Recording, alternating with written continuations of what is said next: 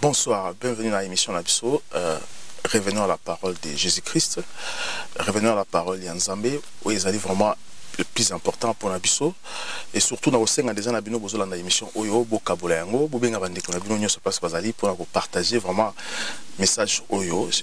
Je vous rappelle bien que Nayambi.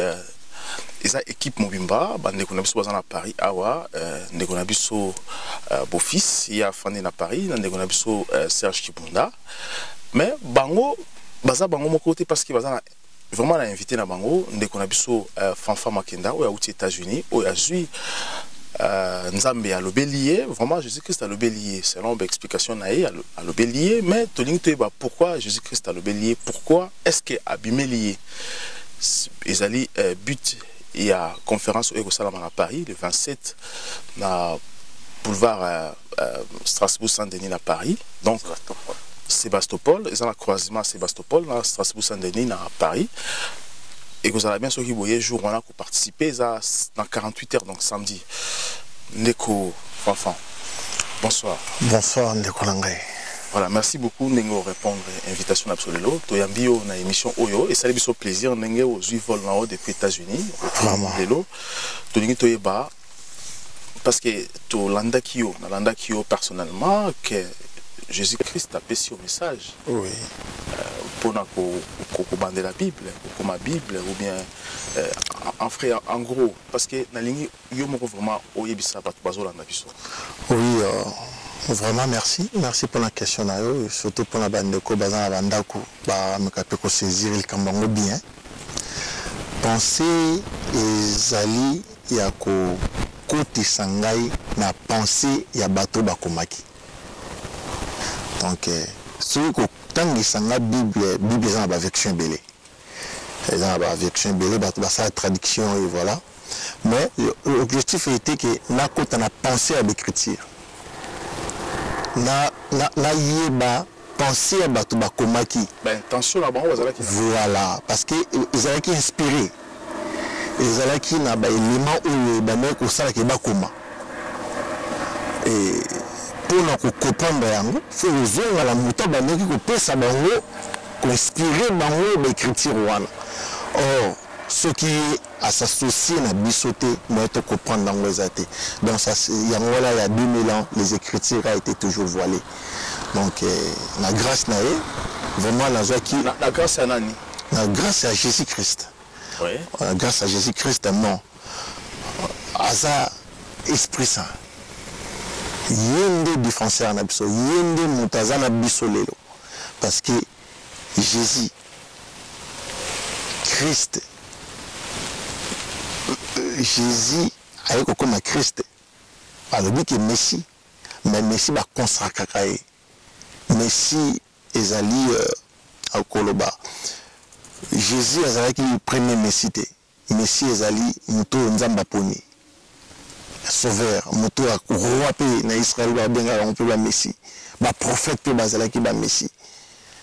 Donc là Jésus ezali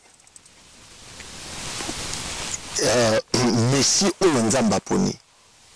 Donc aïe ko kokisa ngona croix.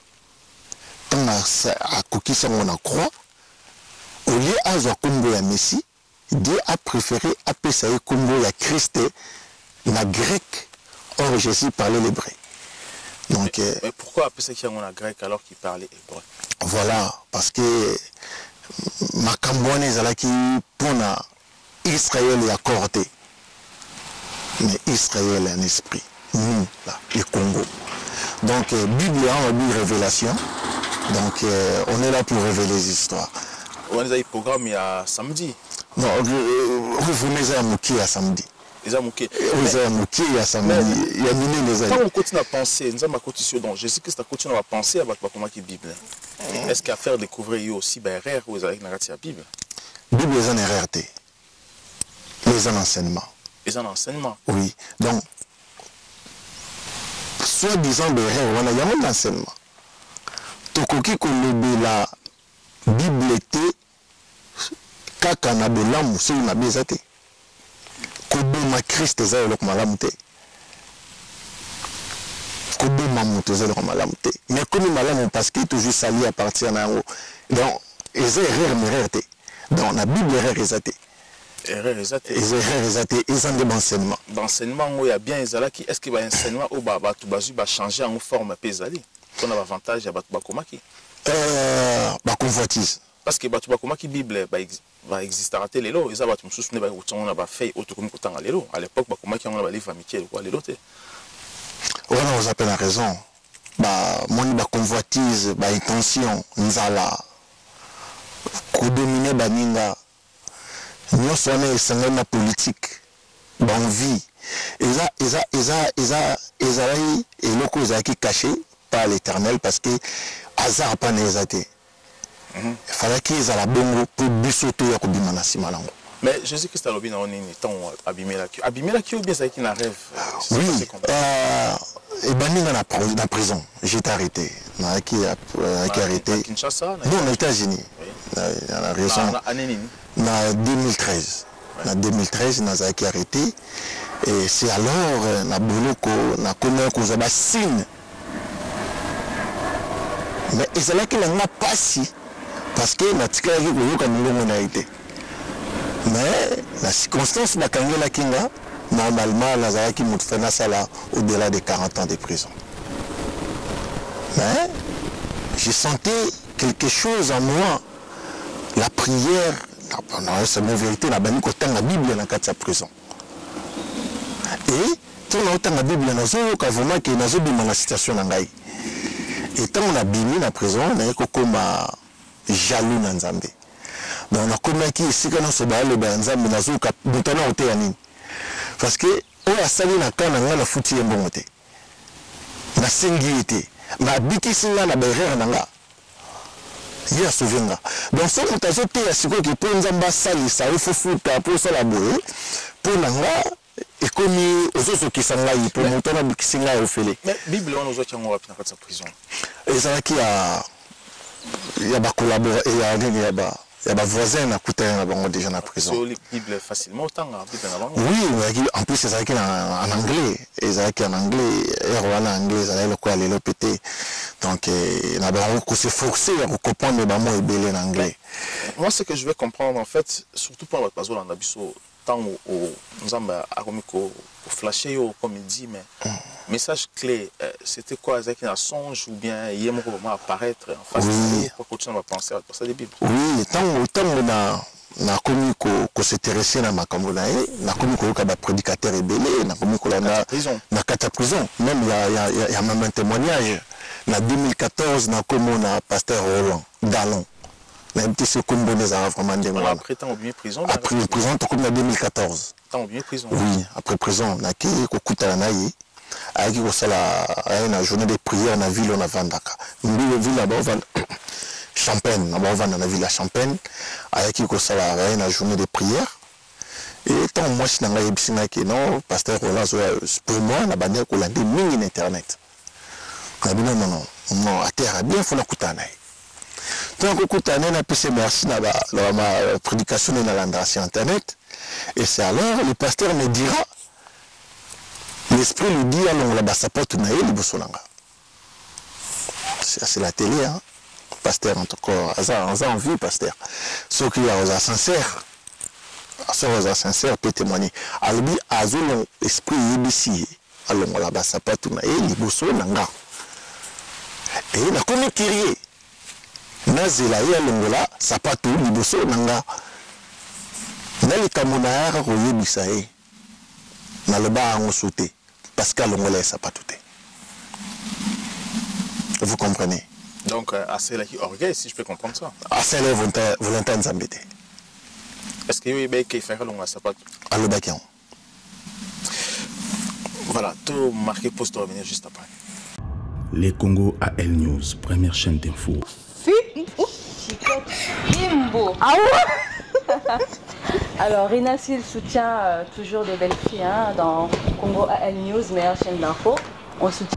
Les Congo AL News, première chaîne d'info. Je rappelle que Nazana Barande Konabiso, il y a Paris, Mibalé, donc Ndekonabiso Beau-Fils et aussi Serge Chibunda. Mais Bayambi Ndekonabiso Moussou Azali vraiment Nzambe à Yesu Christo à apparaître. Je ne sais pas si on a droit apparaître. N'a pas pensé naïf pour nous expliquer un peu certaines choses. Mais il n'a pas pensé à comment qui Bible pour essayer de nous expliquer aussi c'était quoi juste pas penser dans bango. Ndekonabiso Fanfa Mankenda. Alors Ndeko Fanfa. Oui, bien aimé. C'est compliqué parce que on a des tout un peu dans profondeur et pas penser Jésus-Christ a même pas penser à passer la Bible. Alors qu'est-ce qu'il a reproché na Katia va penser à passer la Bible? Oui, bah reproche vraiment na ko bah reproche de les enseignements. Enseignement. Oui. Donc avant tout comme wana na Bible, ezalaki non na ba na musique moko ebetaki ngai na ina musala centre de travail na ki musique ya mboka nanga kula vraiment naza na boîte de nuit et na sisipe musala sango ekeye ezalaki nzemba wenge baimbela mwana mabutu et na tuni ba voisin na ngai est-ce que bozoki pe musique ya ndenge nini vraiment naokaki musique dans la bimi na koti na voiture pour ça ni mo muke na bimi na parking na sentir esprit moko yena kiti ya passager et maîtrise moko na komi nango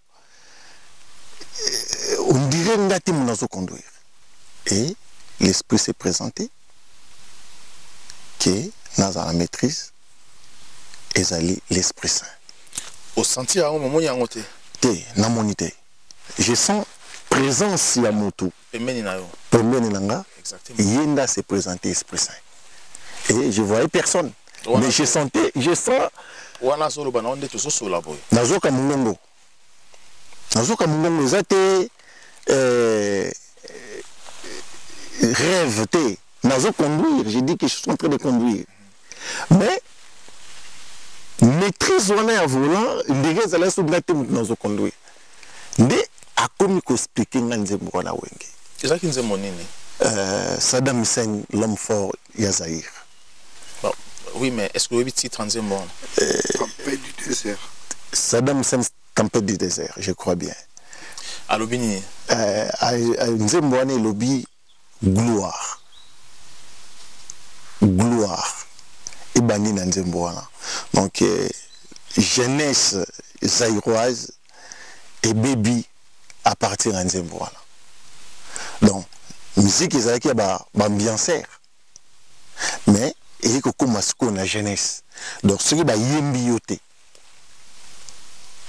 soki oye poto te soki omonani te se koza te or pour monana fosala befort ebele or befort wana efaki esalama na classe na famille na social na bolingo na bolamu na komibatela na simplicité ndenge mokili ezalaka moto na moto na place na ye or nzembo wana ekobakisa orgueil na mboka donc ebomi génération c'est toute une génération qui était pourrie donc nzembo wana ezalaki symbole eza exemple ya kolakisa ngai ndenge nini na époque wana jeunesse ebebaki parce que tata na ye abebisaki mpe jeunesse ya ntango na bango parce que na ba 30 ans il était jeune babebisi mboka quand il était jeune bango na baninga na ye papa de Mobutu bien sûr nabaki wana monsieur leki ke Mobutu azalaki na kisi comme baprésident mosusu mais Mobutu ayingi na kisi ya makasi kisi oyo ezomema motu na gloire ndenge moko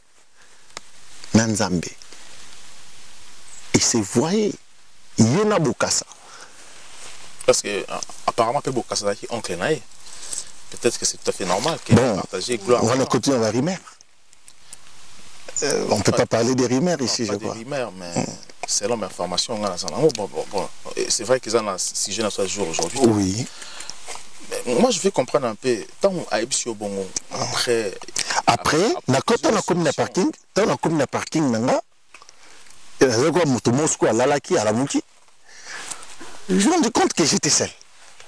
Ah, mais et ça là qui n'a pas si na saisir en gros. Donc, les locaux là, na yoki, le quoi na yoki te, le quoi na moni, le quoi na monite, mais il est comme que tikali na katinanga. Et comme qui ko tamboulanga na motu, mais ils allaient exactement c'était quoi. Et c'est après maintenant, un jour, on a vu une ambétounanga vers 10h du matin, le même esprit wana, forme wana, et n'ambétounanga. Nga ya rolala, ya avandi. C'est na téléba. Oza komi tungisa mingi, na makamuna spectacle yo ya mboka na yo. Mais, na koyebisa yo, tanga Bible. Soko tangi Bible, okoyeba makambo na yebisaki. Mon frère n'a pas la Bible, Ancien Testament, Nouveau Testament, n'a commis le quoi les boma.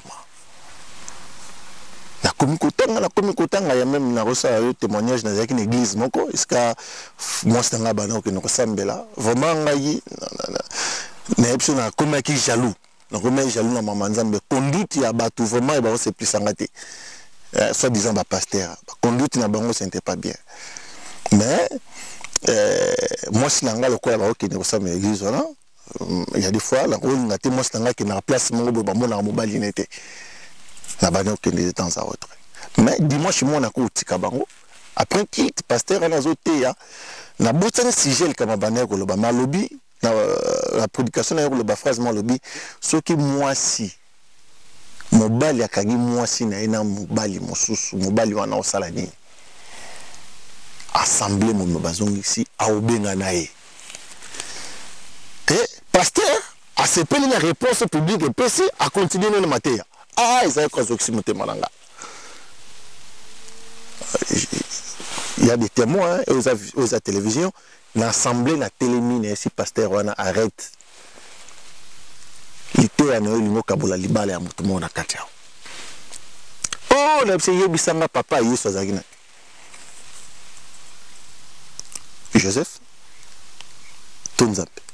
Ce Zanzambe, Joseph a Gosani. Et ce Joseph, pourtant, tout le bas, moi, l'Anzambe. Il y a des fois, tu peux juger, mais yo Zanzambe. Ceux qui m'ont baillé, moi, c'est un mobile. Les affaires, la Bible nous dit de partager. Toi, tu dois prêcher l'amour ici, l'amour, pas de division. Et bien, l'Ancien Testament, c'est l'Ancien Testament, Malachi, Dieu ne veut pas les divorces. Donc, si je comprends très bien, il faut appeler Marie à ton père qui Joseph Nanzambe. Non, on appelle cet exemple pour le paquet. Les balles, ça, c'est sacré. Donc, ceux qui pasteur, moi, c'est à ton père, il faut bien gagner pour nous faux. Non, non, Marie Joseph a donné moi, c'est donc, ils ont raison, tu es ceux qui m'ont pasteur à ton père, pasteur à bien gagner. Non, pasteur à terre à Bolingo. Pasteur à terre à Bolingo. Bolingo, c'est pour les chocs, c'est pour les balles. Et la Bible aussi dit que moi, c'est un toi. On a vu verset en côté, mais c'est qu'on nous apprend, on nous a appris que. Mais je crois que mon taliboson ça m'a écarté dans le premier mobile et à Ève. Je crois bien. Est-ce que Ève a trompé qui est? Azaki, désobéissant. Na Nzambe, peu na mobile. Mais bah, la personne va mobile yambouma. Mais il y a l'imbo. Et Adam Fundaki, non? Adam ebisi Nzambe sangate mwasi yo pesa kinga. Adam funda mwasi na ye. Mais babengana ba ngomi pale. Likambo babengana te za likambo pasteur côté ya côté. Et ça mo balié moko. Nous sommes tous, nous lisons la Bible, non? Yo côté na mutu na mabete.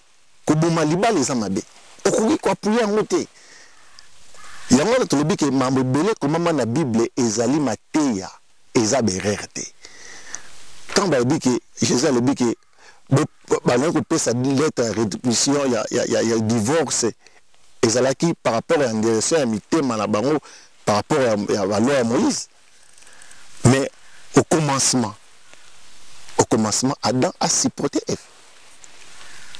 Adam a supporté Ève. Donc ce là Olimbi sa moi si ça m'engage. ils ont un secret, ils vont pas me noter. À ce moment-là, il ne faut pas me dans la public. Moi, si on sera trompé, il ne faut pas me dans la public. Il faut ils ont un secret à famille aussi. Nous sommes les a. Et bien, pardon, Rabat, si on a trompé, m'a pardonné, mais c'est le secret à famille. Ben, nous sommes les a un problème. Et la solution, c'est la solution. Et il y a banate, à moi sinon. Voilà, merci beaucoup Ndeko Fanfan. On a marqué pause, courte pause pour revenir juste après. Les Congo AL News. Le Congo AL News, merci. Les Congo AL News, première chaîne d'info. Ndeko Fanfan, oui. Pour revenir un peu sur l'esprit on a dans la commission Bible. Oui. Donc en fait, ils ont parlé na yo. Voilà. Je ne sais pas ce qu'il y a comme ça qui est au Bible, mais ils ont parlé na yo. Et là, on y a 5 qui na yo ou solution, on a proposé qui yo en ce moment-là. Oui, on a comment qu'on se débrouiller. Il y a comprendre ils a pas si bah moi ils a pour là bah vexé belé tout ça. Et 10 heures à Tongo. Erwana ayela la fois dernière ayeli susu. Toujours na mbetu na. Car la mbetu nanga. Ayipsinga siko na moni posa na yo. Na moni vraiment posa na yo. Siko nga nazo aider yo. Ancien Testament ezanga Jésus-Christ. Ancien Testament ezanga. Ayibisinga bongo. Okokoka jamais koyeba onga na bomba na Nouveau Testament. Soki ozo sangisa ngo na Ancien Testament. L'Ancien Testament a été révélé déjà. Ngai moko na sisa ba révélation nyo cezara l'Ancien Testament. Or le Nouveau Testament a des révélations qui sont cachées. Yo ce qu'on soma ba carnet. Ozo bandela ko koma Nouveau Testament na maboko na yo. Kotanga kakate. Mais comment? Au commis, aux synthèse à paragraphe au tchepemben, kolanga ba verset. Donc, yotanga ba paragraphe, aux contenu et betio au tchango pemben. Et c'est alors que oye basko nini le kaka. Ngai moko nazana yo. Et c'est alors que nasomi bakai na komi kokoma. Et tant nazo koma ayaka na yo. Et est-ce que vous pouvez poser ma question? Oui, on a dit comment est-ce qu'il y a. Donc là, la canisse qui est en train de recommander aux Angamoko. Nzoka, et ça qui est Tinda Kakanda, c'est un bon. De quand même, on a eu, à 6 mois, 22h, 23h, na Sokoli, minuit, na Siba, Kaina, Banotan, Aye Pembe. Azo expliquer la Bible. Azo expliquer le Nouveau Testament. Pourquoi pour la comment? Pour la nina comment 13 et 14. Pour la nina des apôtres comment évangile et des monsieur sont la basali apôtres traité. Non, pardon. Paul a comment 13 et 14 hein, on le dit. La Bible 13 et 14. 13 et 14 c'est ça.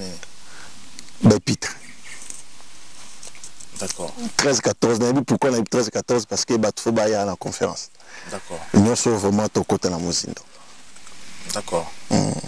Donc, il y a des apôtres comme évangile, il y a des batalibanda, il y a des apôtres traités, donc bakomi, donc lui qui n'a Marc, il y a des apôtres Jésus, il y a des disciples. Mais Marc a des disciples, mais lui qui n'a libanda la makamboana. Mais bon, il y a des comment. Et après, Jacques, Pierre, Jean, Gide, ça la église. Ça l'église, les 4 colonnes de l'église. Nous sommes donc, Tozana, Démir et Évangile, Actes des apôtres, étoile, toiture, 4 colonnes et fondation, c'est Dieu lui-même. Et les pasteurs qui prêchaient dans cette église-là, c'est Jésus-Christ. Et Peter et Paul, Ezali, peuple côté de cette église. Donc, à Benaka, la nation, il y a un individu. Il y a un Paul, à commettre la nation, à commettre les bateaux. Donc, nation, il y a un motema. Amas, bateau, monsieur Pezali, moko. Abongoli motema amemi peuple na enyo sur la quatre église. Ya moni Paul a comela ki ba nation a comeli pe et Tite Philémon na Timothée. Donc ezali le lenge ya bato bakokota na kati église. Donc na kati église wana oya Yesu o alobaki ya kotonga ngo likolo ya Pierre. Eza Pierre ya oza ki pemela Yesu te. Non, c'est lui. C'est lui. Mais ce qui Jésus a qui lumière. Il faut ténébreuse à la pour lumière du mal. C'est ça le contexte. Jésus a dit que à toi j'ai bâtirai mon église. Pierre t'a tombé la Jésus église, non. Mais Jésus a utilisé Pierre pour son édifice. Donc Pierre a dit na motema libanga, comme bon ezaki Simon, ba pesi comme Pierre parce que son cœur est endurci. Motema na ende komisa ba komisa Paul, motema ya Pierre. Yango moni Pierre yemo ne bandi alobaki ke zlongwa pembeni na ngapo nazali moto ya masumu. Et Yesu apesaki assurance, apesaki déjà que kobanga te ngana osala au pécheur d'homme. Or nous comprenons ce que Jésus m'a osala le pécheur, donc c'est que pécheur c'est Jésus Christ est mort. Donc c'est que Pierre a ndobo Jésus a utilisé pour benda bato. Ça c'est la révélation du Nouveau Testament. Donc tant que il y a Pierre le 27, c'est alors les gens vont comprendre le rôle. Il y a Pierre un édifice et il y a Jésus-Christ. Ce n'était pas Pierre à construire l'église parce que l'église a été construite en est. Parce que le pasteur a été que il soit tombé l'église dans le Pierre. Pierre n'a pas eu l'église aussi. Aux en a raison de Kolanga, mais vérité n'a le kuta. Jour et kutana. Vérité est là. Le kuta est bon. Orlobani na bandeko bazola na biso na minute oyo. Na le banzamba za malamu atali biso. Nation na biso Congo. Kozwa grâce au tozui. Ba oya suna Congo te pona kozwa zinc, cobalt, diamant, maïs, nzete, non. Ils vont commencer maintenant à venir écouter la parole de Dieu. Ezali nation oyo depuis Nzamba a réservé ma belé wana pour la kakato salela. Il y a un moment de turbulence et tout consort, désordre, nous sommes amis pour zonga la présence naï. Moi tous obligé mon tout la mission boy to koki ko kota boracle té. Ça sonne trop dire mais bate bandi ma vérité.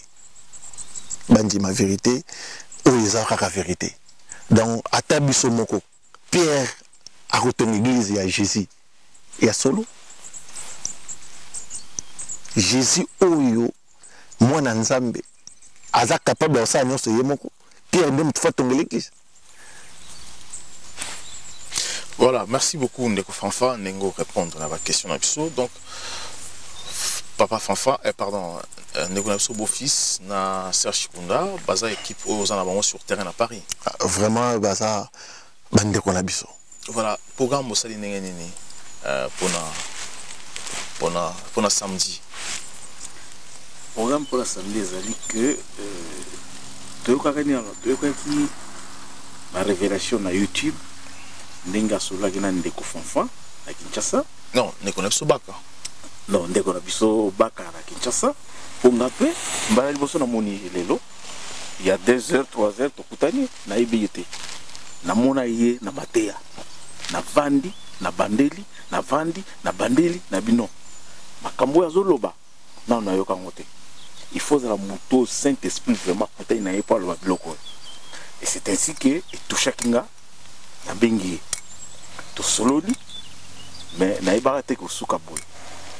Ba lobi na ye ngana mona Moïse te phrase na ngana lobaka na ye. Na bina mona Moïse te, na mona Abraham te, na mona Josué te, na mona Jean te. Mais ngana ko lukana kutana na yo. Parce que esprit zo ba ngai fona kutana na yo.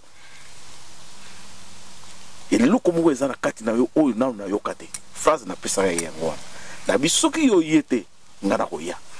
Donc siko ya ye samedi conférence na Paris. Conférence ezali et banda yerni et banda na 10h et kosuka na 18h. À 18h pour remarquer break na katikati pause ezali. Pause kozala selon ndenge kozala assistance. D'accord. Pose faut ça c'est tout à fait non parce que moi thé, moi café ko salawana, ba to bako pour na ko pose ko zangate. D'accord. Vraiment merci beaucoup Nabino Ndenge pour répondre à l'invitation d'Absalelo. Donc Oeza juste mis tout ça les phares pour na ko présenter aussi bande ko dans la biso équipe est complet, équipe est déjà prêt pour na samedi à 10h. Donc je rappelle que Batbaningba la conférence wana boza métro ligne 4 bokitina barokitapi Bakitana Strasbourg Saint-Denis. Strasbourg Saint-Denis ou encore Remis Sébastopol. Je rappelle que est-ce que Strasbourg Saint-Denis là au Kangamate ligne 4? Oui. Ligne 4 ça au Kangama, beaucoup de ligne 3 bokitina Strasbourg Saint-Denis, ligne 9 3 bokitina Strasbourg Saint-Denis et aussi Sébastopol là la métro 4. Ils ont un croisement, ils ont un cicaté, ils ont la gare de l'Est, ils ont même dans Makolo. Ils ont combien de salles comme on a Expérience. Expérience. Vous connaissez combien de salles? Non? Epson. Epson Experience. D'accord, donc ils ont 170 combien? 137. 137, voilà. Ils ont 137. Merci beaucoup de vous répondre à la question. Merci beaucoup. Merci à l'équipe technique dans votre balade de la réalisation qui caméra et Marion Drossa aussi vraiment l'équipe n'a partout parce que vous allez beau partager l'émission ou beau s'abonner largement à l'émission. N'oubliez pas que samedi Bazo Zelabino boya koka vraiment parole de Dieu, c'est important pour nous tous. À très bientôt.